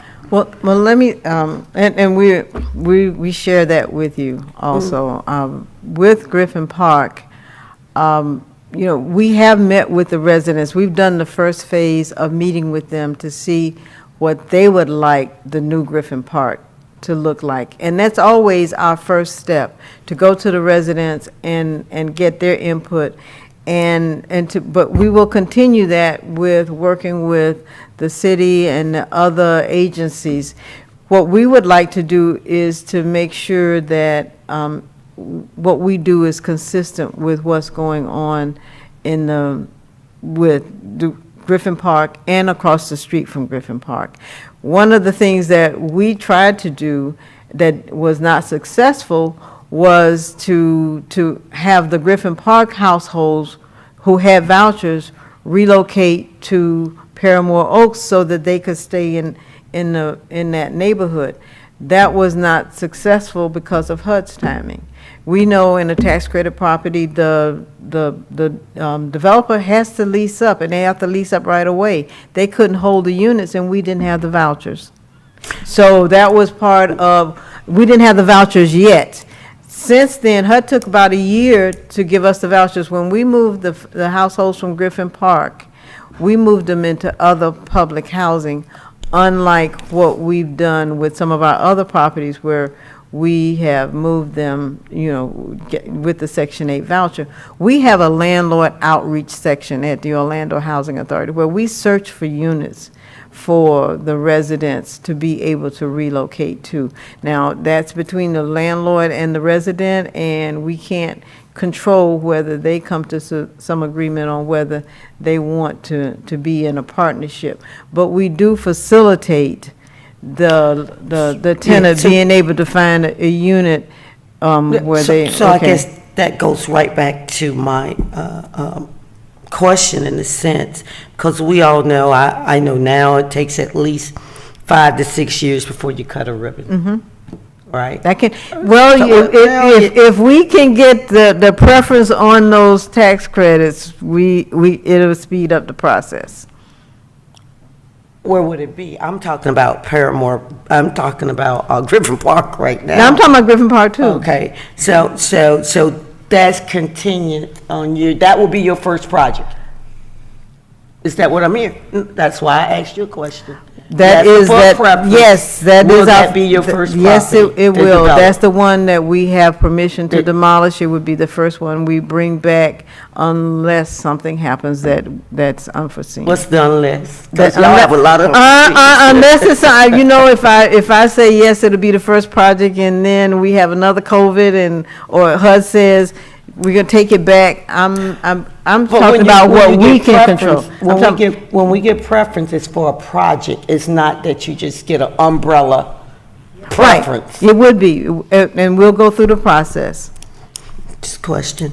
Because we And want to work funding. with the residents, we want to work with you, we want to work with, we have to work with SHPO, the State Historic Preservation Office, so it would be the first one that we So bring is there back. a plan, when you start talking about, Lake Man and also Lake Larned Dune? Of course, you would want great partners like the city, but we're building affordable housing for those that don't have access to yours. So to think that we can build our projects just to relocate your tenants is a huge ask, right?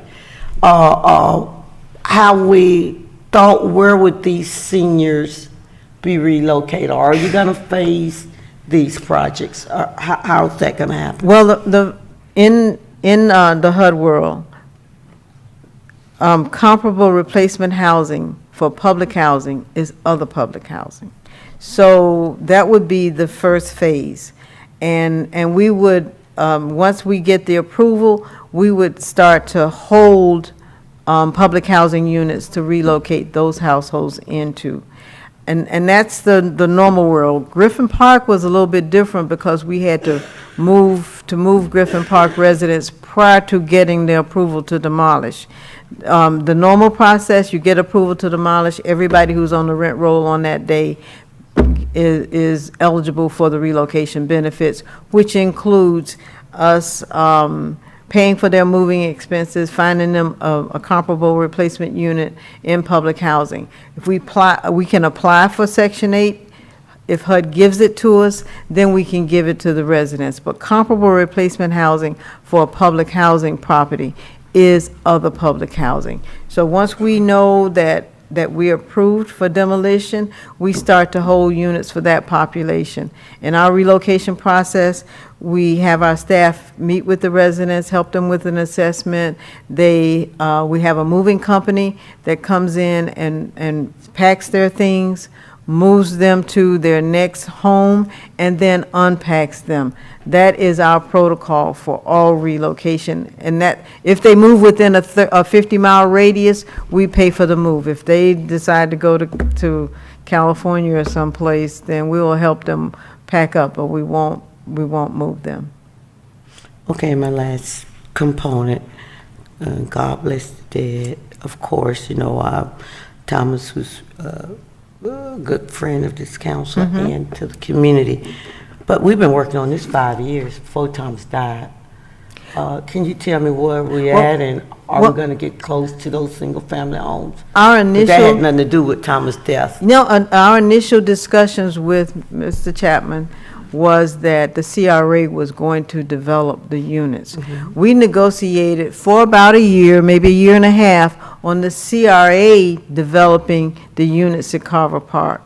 Then it turned from not the CRA developing the units, that the Orlando Housing Authority would develop the units. So those years, we were negotiating, we were talking, we were doing term sheets, we were figuring out who was going to do what the CRA's responsibility would be, and that's on the east side, because the CRA couldn't work on the west side. Yeah, of but I Westmore. think our housing, I know a priority of mine, if I may say, Mayor Dyer, yours, is to develop those 56, Right. those 46 Right. units. So we have the funding put in place to help facilitate that expeditiously. Well, most recently, the discussions have been with the land, and with the fact that there are impacts on the land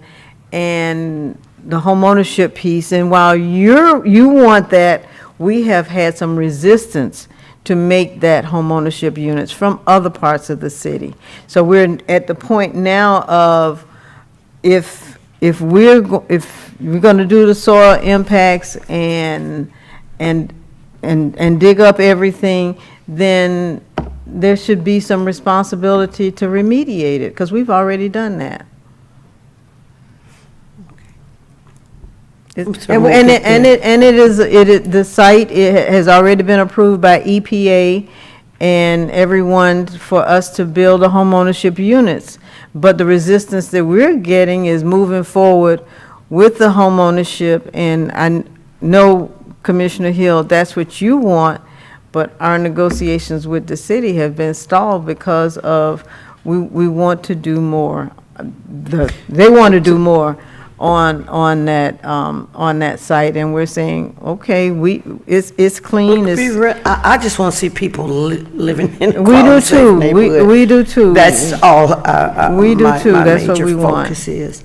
Okay, well, with that, I know there's some other questions. I'll just continue to see the process move along, but that taking that Griffin Park component out, and it's going to look like 5 to 6 more years before we can get back going. Hopefully, we'll see what we can do. But that has really, really impacted the neighborhood in quite a negative way, especially with those kids not having all them great resources Mayor Dyer put in place.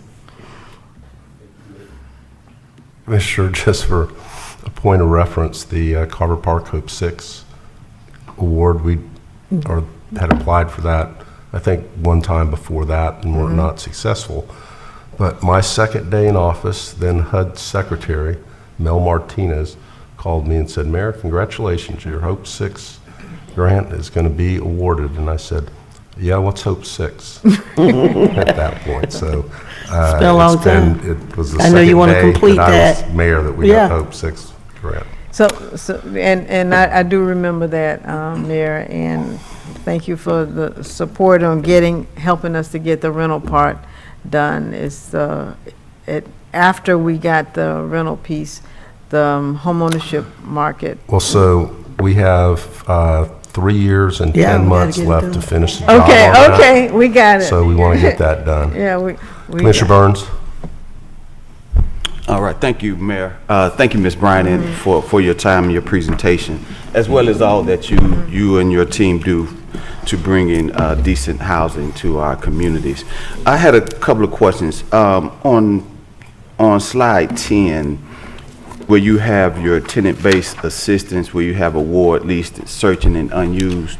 So the searching and unused, the reason is, are there not the units available that you can match with these vouchers, or?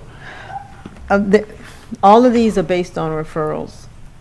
So when, like with the VA, let me see which one you're talking about. I have to put my glasses on. Yeah, Which take one- the which VA. one was it? So you have VA awarded 619, lease 462, searching 56, and unused 61. I'm trying to get an understanding of that 56 and 61. Is that because there are no units that are available? No, there are units available. The referrals have to come from the VA. Okay, the VA. So, Okay. in fact, the VA has moved to more project-based. The ones that you're looking at are the tenant-based, where the tenant finds the unit, and the relationship we have with the VA is they actually go out and they help the homeless person find the unit, and then they bring them to us. When they bring them to us, then we do what we need to do to get them qualified. The VA, because these are homeless households, many times they don't have birth certificates, they don't have the information that they need, that we need in order to fulfill the requirements to lease them up. So the VA will work with them. They come in with a case manager. Sometimes they have some mental issues, and so a case manager always comes in with the VA, with the veteran, and to make sure that we get what we need to lease them up and also help them find a unit. We had the same situation with 42 units that we had with the city, where the case managers would bring them to us, ready for us to lease up. Yeah, and I'm glad to see that those are all leased up. So with the emergency housing vouchers, is that, where do those referrals come from? That comes from a homeless services network. Okay, and so right now, we're waiting on them to send us 19 people, is that, We have 19 searching. They haven't located a unit. okay. They have, okay. when they locate a unit. So we've and- received the referral, we're just looking for a unit. Yeah, we issued the voucher, and then, so they're looking for a unit to lease up. With this program, HUD has said that once these households are no longer on the program, we can't reissue the voucher, so they don't stay in our inventory. Okay. And I want to kind of piggyback on what Commissioner Sheehan mentioned, our ability to draw down federal funds or even state funds or what have you. So when we talk about these federal vouchers, is there, and I see Ms. R from the Homeless Services Network, is there any type of partnership or collaboration that could happen to make the case for us to get more vouchers in the community, more? It has to come from Congress. The vouchers are in the HUD discretionary budget, and when Congress,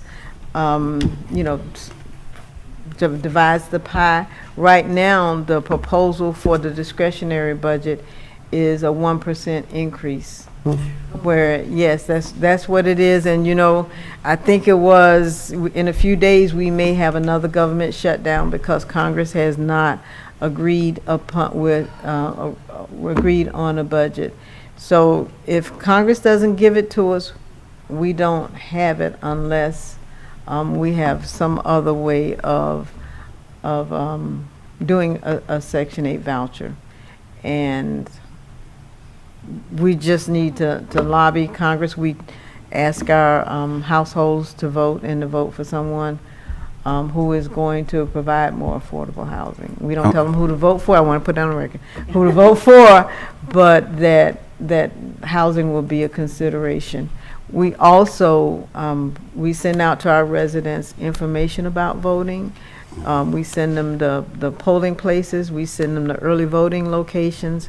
And that's about all we can do to make sure that our households do vote. We are members of different groups that go to Congress, housing groups, to ask for affordable housing. We meet with the legislators. It's very difficult to make that a priority right now.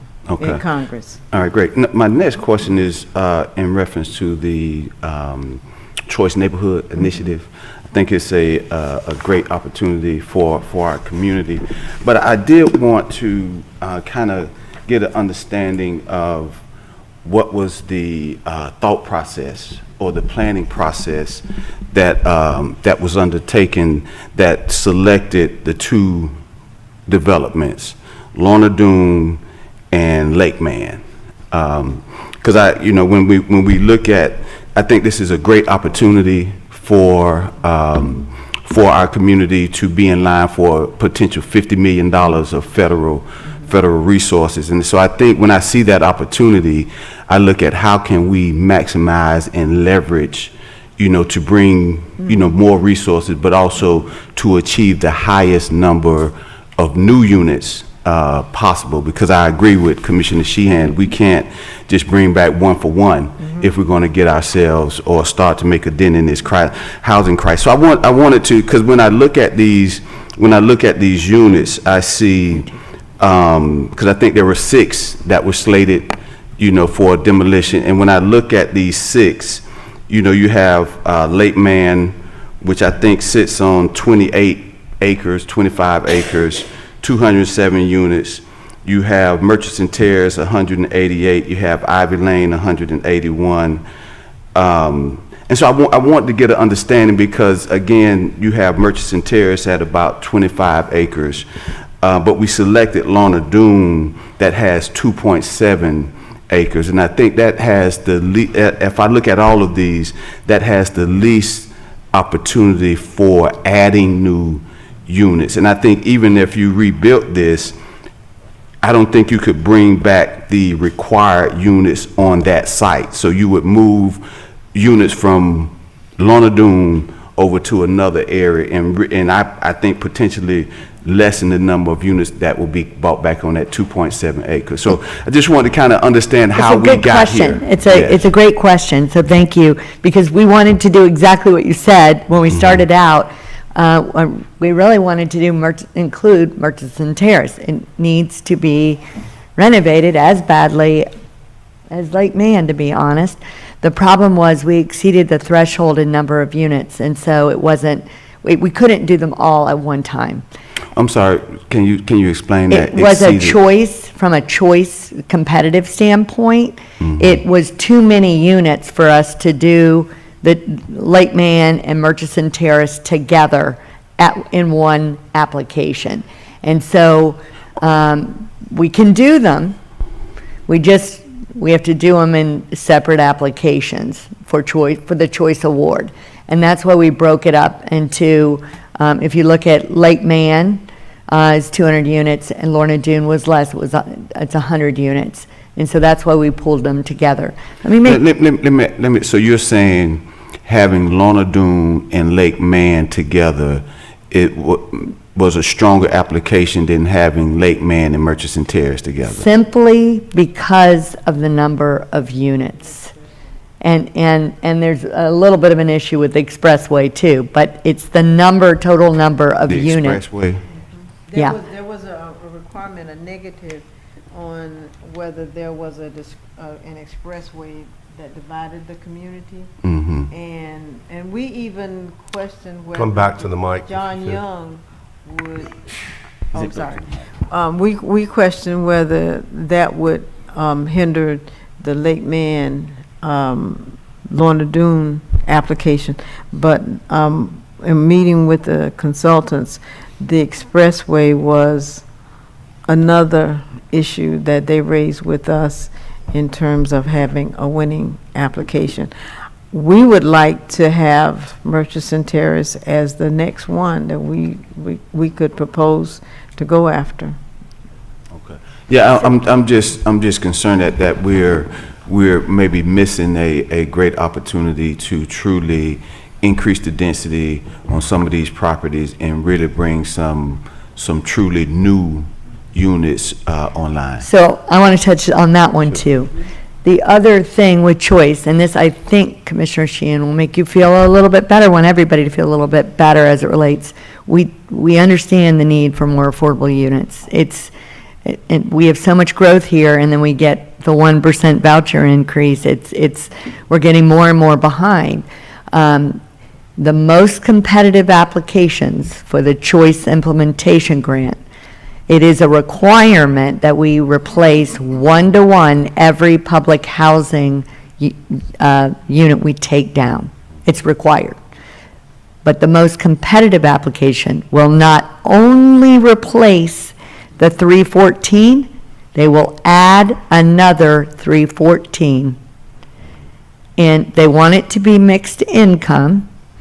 And before, I know that is troubling you, but let me tell you what that can look like, because it's not a bad concept. Pendana Phase 1, our family unit, there's 20% market rate units in that project, in that community, and there are, we have 10% that are 30% affordable, right? I mean, they're affordable to people that make 30% of median income or below. They're extremely low affordability and chronically homeless. And so that community,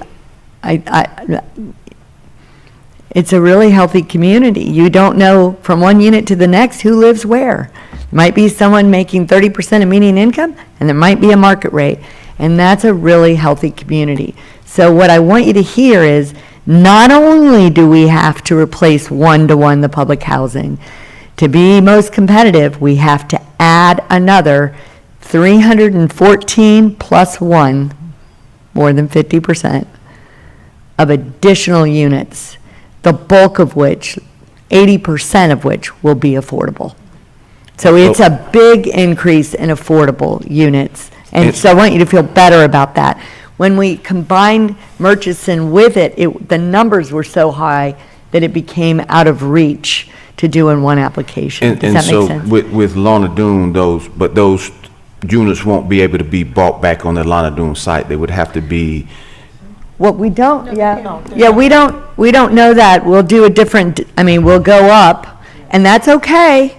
Because what we We already found, have a parking issue there. well, we'll have to It's pick. only 2.7. We're gonna have it's to only put the parking, 2.7 maybe the parking's under the acres. building, you know, we're gonna have to figure out parking. But when we did our, community engagement with the elderly, they liked density because they're closer to their neighbor. That's what we found. So, and if you look at our elderly, almost the exact same size, 120 units, it's more dense than the family units. That's what they wanted. Right, no, I agree. I think we do need to make sure that we're increasing that density. Because my concern is that, and Ms. Bryan and I have talked about this, 'cause I think we went to Tampa and saw some of the creative things that was happening there, and I would like, you know, for us to be in a position to do so. My concern is we always, you know, I've been hearing you all say, well, we want to do Murchison Terrace, you know, in a later phase, in the second phase. My concern is that phase may not happen. All right, it's not often that a community gets back-to-back $50 million grants from the, and I know they shared with me in Omaha. It has happened, and that's the only example that I've seen. So I'm just concerned that if we're not intentional about making Murchison Terrace happen, that it won't happen. So one of the things I want to ask Lift Orlando, since you all are the lead applicant, is there this planning process that you're going through? I love the process, and thank you for allowing me to participate. Right. Is there an opportunity to expand that planning process to include the residents of Murchison Terrace and those surrounding communities? So what we start to do is develop that plan for when, if we get an opportunity to go at an additional 50 million, that we already have a plan that's somewhat consistent with the current plan. Is there a possibility of expanding that planning process to get us in the position to be really, you know, almost shovel ready, you know, if you will? Because I think without a plan, we're not going anywhere. All right, and I just think that if we're not intentional about that, we don't leverage some of the work that's happening now to do some of that same work in these other communities. You know, is that a possibility? Because I think that throughout, you know, the city and the county, you know, I think, Mayor, we've done some great things with affordable housing, but I think we have some opportunities to be a little more aggressive. You know, there are some bonding opportunities, some affordable housing bonds, and, you know, some taxable revenue bonds that I think, you know, we can be looking at. But I think we have to have a plan. So my question is there a possibility of expanding that current planning process, or using some of those tenets of that current planning process to proactively develop a plan that includes the redevelopment of Murchison Terrace? They have two developments that's dormant that needs. Well, we can consider it and do our best, and we'd have to get together and see how we would be able to do that. On the public housing side, it would be easy. It's working with the rest of the neighborhoods, because we could get our residents in to do the surveys and to develop a plan. It's the rest of the neighborhood that we'd have to figure out a strategy for how we would do. But I would say let's look at it. I want to say yes, because I hear, you know, it's so hard because the need is just as great there. We have to be a little bit careful because we do have to follow, you know, HUD is very prescriptive about how the community engagement goes, and it's meant to be primarily for the Public Housing Authority residents and the surrounding community, immediate community. I'm just trying to think, let me brainstorm a little bit of, you know, what we could do with Murchison, and give us, I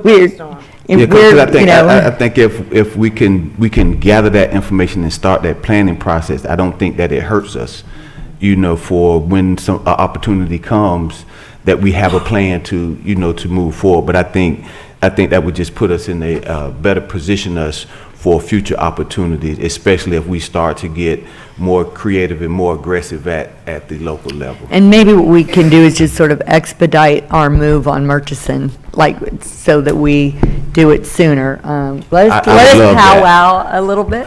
Well, Figure it out. one of the things Ms. Plowden brought to my attention is we did procure a developer who will bring an architectural team with us, and we can talk with the developer about what we could do to work on a plan. We can control what happens with the public housing residents and see where we would go with the rest of it.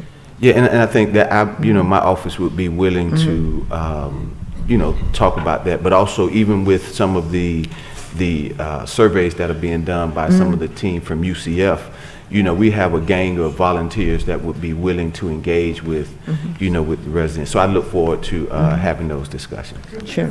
Thank you. Thank you. Commissioner Ortiz. Oh, are we done on that side? No, go ahead. Okay. Quick questions. Let me start. Thank you, Mayor, by the way. And thank you, Ms. Bryan. Great Actually, presentation. I misspoke. It's Commissioner Ortiz that has joined our affordable housing. You're right. I knew what you were talking about. So I just have a few questions, because I'm trying to keep track of this. Has the Fairclough Amendment been repealed? No. Okay, so that, I think we need to understand that. The Fairclough Amendment kind of limits housing from getting funding from the federal government in order for them to continue building. So that was during 1998, I think President Clinton put a stop to that. So, and I know that Ocasio-Cortez tried in 2020 to repeal, but I wasn't clear. I know it passed in the House, but it didn't pass in the Senate, something like that. Right. Okay, I just want to make sure that that was that. So with that, now that we know, has some of the public housing been converted to Section 8 to leave room for public housing replacement due to the Fairclough Act? What happens with Fairclough, it says that you can't develop more public housing than you already have. So the fact that we tore down Carver Park and it was 210, Carver Court, it was 210 units, we still have Fairclough authority for 210 units. However, they don't cash flow. You can't put debt on it, and so, and with HUD saying we're not going to provide more monies for you to maintain them, it's just housing authorities are not replacing those public housing units. So we still have that authority that we could put back probably 210 public housing units, but You cannot surpass that. it would not, no, we couldn't surpass it. Exactly. They won't cash flow. I was saying that because it was to answer Commissioner Sheehan. I know that you answered, you asked before, why don't we build more? Because we have that need, and I know that the Fairclough Act or amendment put that restraint. Can an external source help you revitalize public housing on a pro bono basis? You mean like Let's say give us a somebody grant? comes in, we get somebody who has a huge heart and they want to go ahead and take, let's say, Johnson Manors and revitalize it for you, all the needs that they have over there, and put solar panels and all that. Can you accept that? We would have to work with HUD. HUD has a superior lien on all of our properties, and so Okay. we have to advise them of what capital improvemements we're going to do and make sure that we get those kind of approvals and do the analysis. So we need to sit down and talk. Right. Because I think we have a source who's going to help us out a little bit. Just to clarify, because I'm a little confused, I know that in your presentation on slide 4, it says that Orlando Housing is the only one in the state, but I heard you talking about Sanford Housing, so is that a subsidiary or something? We're different. Okay. Okay, when we say legacy, Orlando Housing Authority is a legacy agency because we're part of the 39 original of the 3,000. Okay. Then HUD started doing what they call cohorts. And cohorts don't have the same authority as legacy agencies. And say, for instance, they'll say, we want a cohort that will just do asset management. We want a cohort that will just look at doing landlord incentives. Orlando Housing Authority is not a cohort. We have the authority to do all of that. And we're the only one in the state of Florida who is a legacy area, agency. There are some cohorts. Lakeland is a cohort. New Smyrna Beach is a cohort. I'm trying to remember. I think Daytona's not a cohort, I don't think. You think so? Okay. But we're the only legacy agency in the state of Florida. So Citrus Square having been converted to Section 8 now, does that give you a chance to use that number of units to build somewhere else housing, public housing? We have had to put in Section 8 subsidy to make Citrus Square, give them the ability to pay the debt that we incurred because we did the rehab. We got 4% bonds to rehab Citrus Square, and we would not be able to repay that debt if we had not put some of the Section 8 into project-based Section 8 onto the property to help it cash flow. So who owns Citrus Square now? The corporations. It's a LLC or LLP, but we're the general partner. Can I get that information? Sure. Okay. Some more questions. Johnson Manors. Johnson Manors, I know that you guys have done some rehab. We still have a lot of units. One of the issues we have over there is the fact that it's one air conditioner unit for the whole apartment. There's any chance that in the future we go to a centralized air conditioning system or something like that? Because You're saying each apartment has their own AC unit? it has one, Right. which is some sort There's of. yeah, it's like living it's room. not a baseboard, but it is in the living But room. and a lot of them, I don't know if those have been replaced with newer versions, but the ones that I've seen, they're old and those guys are suffering over there. But having put that aside,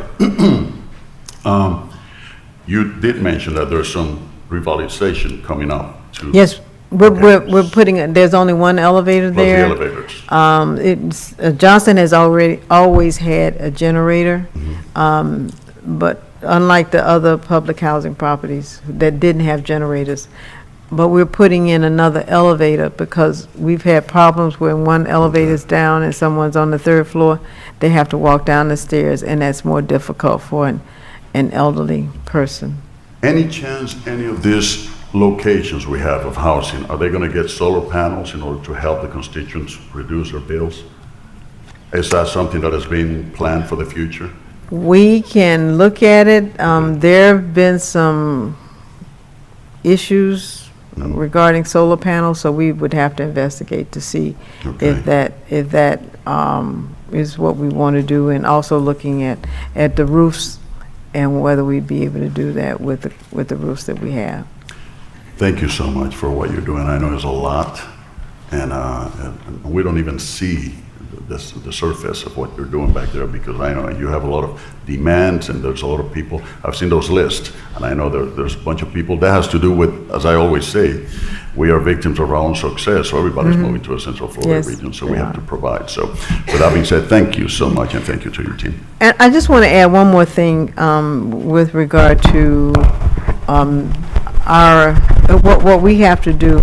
We have a lot of especially our elderly residents who have reasonable accommodations, and that means that if a Section 8 household or public housing household needs a live-in aid, that means they need a 2-bedroom unit instead of a 1, or they go up a bedroom size. So that also impacts our ability to go to the waiting list, because we have to take care of them first before we can go to the waiting list. One of the issues with Lorna Doone that I mentioned is that we have those 60 0-bedroom units. So the households will move in, they don't like the 0-bedroom unit, and they will request a reasonable accommodation for a live-in aid. Well, we have to move them out to another unit, maybe a 2-bedroom or a 3-bedroom, and then that impacts our ability to go to the waiting list, especially in the Section 8 program. We can't exceed the amount of money that HUD gives us for the program. So when we have to fund a 3-bedroom unit because we had a reasonable accommodation, rather than a two-bedroom unit, that takes more of our monies. And while it looks like we're funding, we're doing what we're supposed to do in terms of helping our population, it decreases the amount of monies that we have to operate the programs. I appreciate that. You clarify that. One more question as No we're problem. talking about that. With Section 8 is different. It's not, the Fairclough amendment is for housing, public public housing. housing. But for Section 8, the federal government stipulates how much of those vouchers are delivered or assigned or whatnot.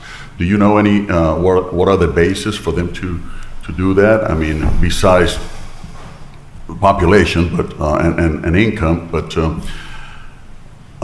especially on this day and age, how would they reassess the needs out there in order to issue more? And of course, it has to do with the budget. Yeah.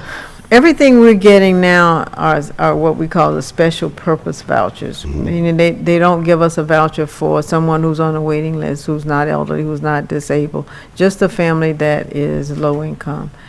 We either get it for homeless, we get it for non-elderly, disabled, we get the emergency housing vouchers.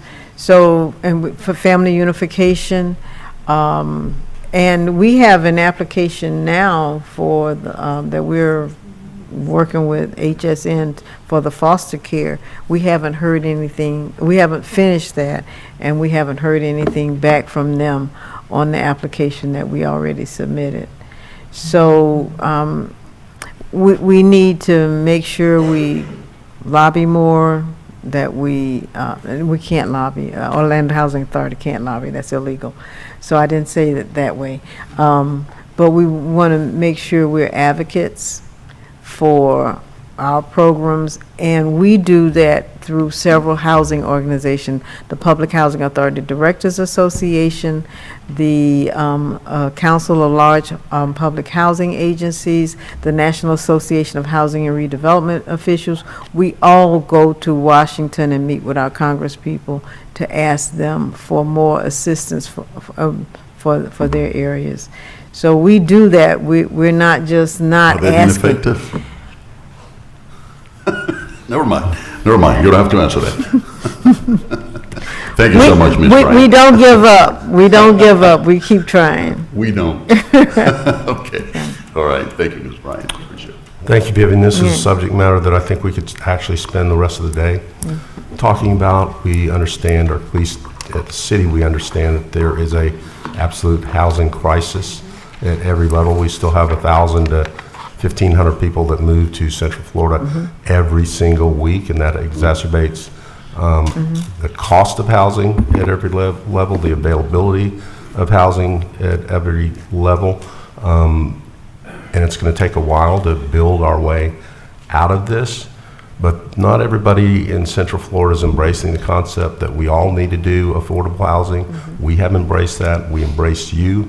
We know our role in doing that, but we can't do it all by ourselves. So I encourage everybody to message some of our other community partners that putting moratoriums on affordable housing or deciding to put moratoriums on multiple family are not good ideas during this time of crisis, but we appreciate what you do. Sometimes there's not enough communication, I think, between the Orlando Housing Authority and the city and some of our city commissioners, so I would encourage that we engage in robust communication moving forward, because we're all on the same side on this. So thank you. We'll do that. Thank you. Thank you, Sandy. Thank you. Okay, we will stand adjourned as to the public workshop and await Ed's nod of approval. So if you were here for the work.